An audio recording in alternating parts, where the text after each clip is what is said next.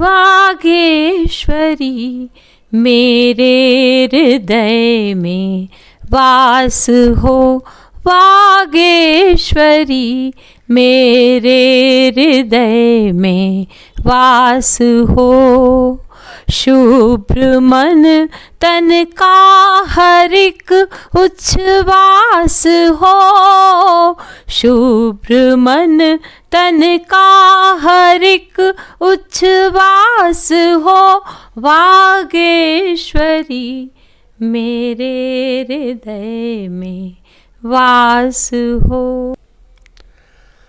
माँ वागेश्वरी हृदय में वास हो, हर साहित्यकार का ये भाव होता है। और पंत ने कहा है, सुंदर विहग सुंदर सुमन, मानव तुम सुंदरतम। मनुष्य सुंदर है, लेकिन मनुष्य से सुंदरता जुड़ी हुई है नारी। नारी केंद्रीय बिंदु होती है मानवीय सृष्टि की। नारी में यदि साहित्य भी हो, शिक्षा भी हो, संस्कार भी हो, तो क्या वो नारी देवी नहीं होती? हाँ, वो देवी का रूप धारण कर लेती है दोस्तों।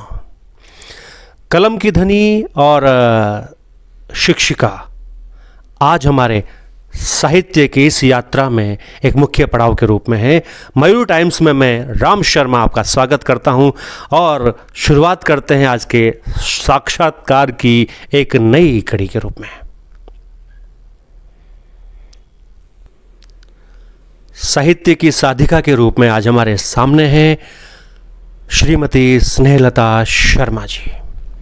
तो आइए दोस्तों, शुरुआत करते हैं उनके जीवन के विभिन्न पहलुओं को चर्चा में लेते हुए, आपके सामने प्रस्तुत करते हुए। मैं पूछना चाहूँगा आदरणीय स्नेहलता जी से कि आखिरकार स्नेहलता जी नाम अपने आप में स्नेह का तो आधार है ही सही, बचपन में नाम यही था या कुछ और था?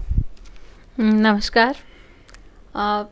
जहाँ तक मुझे ध्यान है, मेरा बचपन से यही नाम है, स्नेहलता ही। मेरी बड़ी बहन ने मेरा ये नाम रखा, जी। स्नेहलता। तो मैं विद्यालय में और मेरे जो चिर परिचित आत्मीय स्वजन हैं, वो सभी मुझे स्नेहलता के नाम से ही जानते हैं।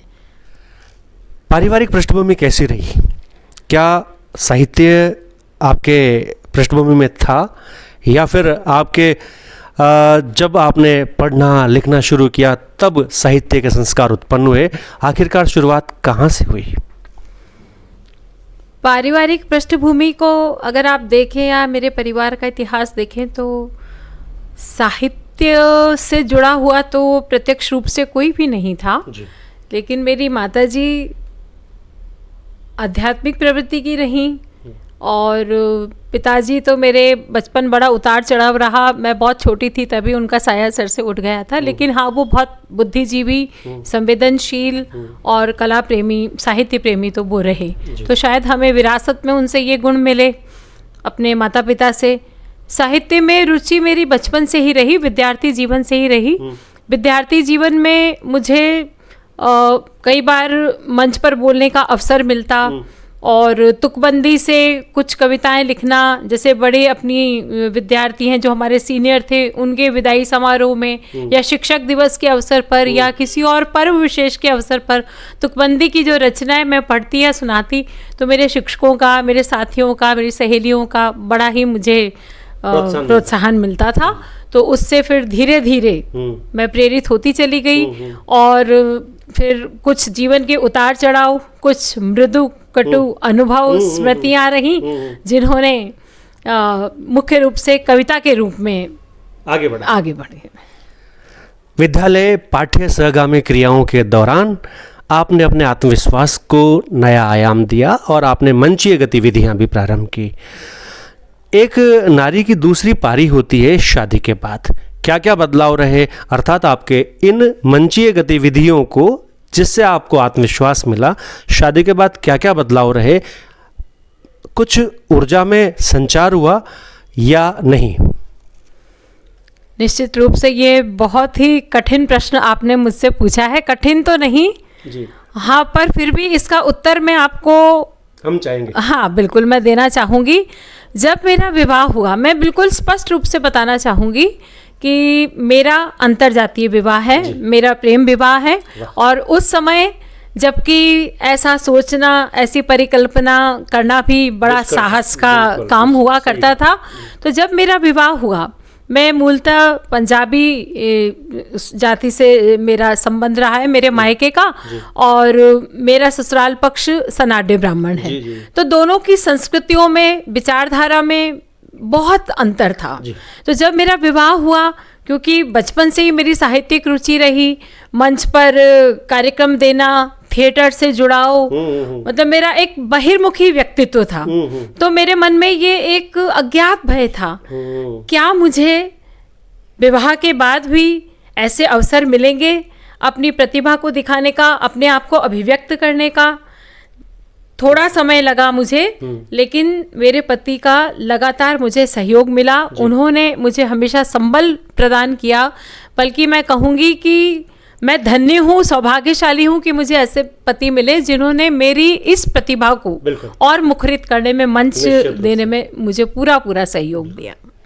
कहा जाता है कि सफ़र आसान हो जाता है जब मन पसंद वाला सहचर मिल जाता है, रुचियाँ मिल जाती है, प्रेरणा मिल जाती है। तो जब बात साहित्य की चल पड़ी है, आपके रुचियों की चल पड़ी है, तो अभी क्या कर रही हैं आप अपनी रुचियों के लिए, अपने साहित्य के लिए, अपने रंगकर्म के लिए? अभी आप क्या कर रही हैं? अभी मैं कुछ साहित्यिक और थिएटर संस्थाओं से जुड़ी हुई हूँ। यद्यपि साहित्यिक जो मेरा रुझान है वो पहले से कहीं ज़्यादा बढ़ा है। हाल के कुछ वर्षों में मैंने पहले साझा संकलन में और फिर अपने ससुर जी की काव्य संग्रह मैंने प्रकाशित कराया 2007 में। उसके बाद ससुर जी का नाम बताते हुए चले। जी, आदरणीय स्वर्गीय श्री शिव प्रसाद जी शर्मा जी। मेरा विवाह 95 में हुआ, लेकिन दुर्भाग्य से मुझे उनका सानिध्य नहीं मिला, उनका आशीर्वाद नहीं मिला। लेकिन उनकी जो बिखरी हुई कविताएं थी, कागज़ों पर, डायरी पे लिखे हुए जो उनकी कविताएं थी, पंक्तियां थी, उन सबको मैंने सहेजा। वो बहुत ही प्रेरक थी, बहुत ही अच्छी उच्च कोटि का साहित्य उनका इस तरह से मुझे मिला आशीर्वाद के रूप में। मैंने उसे संजोया, संग्रहित किया और उनका काव्य संग्रह मैंने आस्था के दीप के नाम से सबसे पहले प्रकाशित करवाया, संकलित करके उसको संपादित किया। इसके बाद मुझे और एक मंच मिला और जो साहित्य जगत के वरिष्ठ साहित्यकार हैं उनका प्रोत्साहन मिला, मुझे सराहना मिली। मैं धीरे धीरे इसी क्षेत्र में आगे बढ़ती चली गई और मेरी लेखनी को भी बल मिलता चला गया। हाल ही में मेरा खुद का काव्य संग्रह सुनो पत्थरों के भीतर नदी बहती है, उसका अभी विमोचन हुआ और आने वाले समय में भी मेरा एक काव्य संग्रह बहुत जल्दी एक विमोचित होने जा रहा है। बिल्कुल, पत्थरों के बीच में नदी बहती है और इस नदी का नाम स्नेहलता शर्मा जी है। निश्चित रूप से आज के इस साक्षात्कार में बहुत सारी बातें निकल कर आती है, लेकिन समय कम है। हम मिलते हैं कुछ वक्त के बाद।